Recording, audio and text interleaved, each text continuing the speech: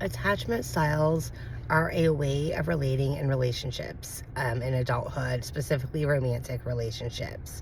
So there are certain insecure attachment styles that I think it's really important people understand. So if you have an anxious attachment style, that means you had inconsistency with your emotional needs being met as a child, and you have major abandonment wounds. This is kind of deemed the AKA stage 5 clinger.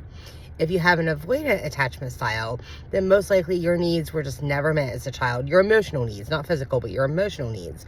And you have this hyper independence and you're afraid of losing that independence. This is AKA deemed the player.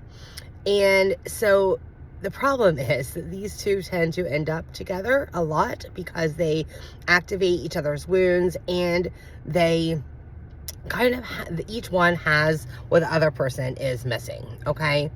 And so what happens, if you couldn't already guess, is the anxious person is constantly afraid that their partner is going to leave them, and they're constantly hyper vigilant or hyper fixated, I guess, on what their partner is doing. And then the avoidant person is so afraid of losing their independence, they tend to be very inconsistent in relationships because as soon as the threat of intimacy happens, they will pull away. It's why they're kind of called the player, because like one minute they're all about you, the next minute they're pulling away. And so this ends up being a push and pull relationship. It's very toxic. I do not believe that you can heal your attachment wounds while in one of these relationships because you're constantly activating each other. So I think it's just really important that people understand attachment styles. This is just like very surface. I'm just giving you a very brief overview.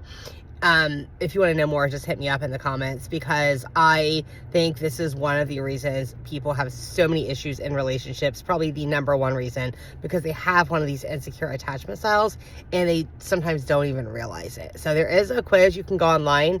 It's, if you just search it like attachmentstylequiz.com, you can take it and you can find out your attachment style if you don't already know it. So let me know if you resonate or if you have one of these in the comments. For me, I suffered from anxious attachment for years. So throwing that out there. So let me know in the comments if you guys have one of these.